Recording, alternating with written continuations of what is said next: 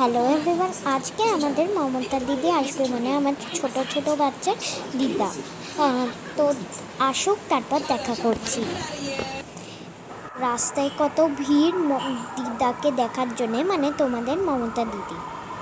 কত ভিড় দেখতে পাচ্ছ তোমরা।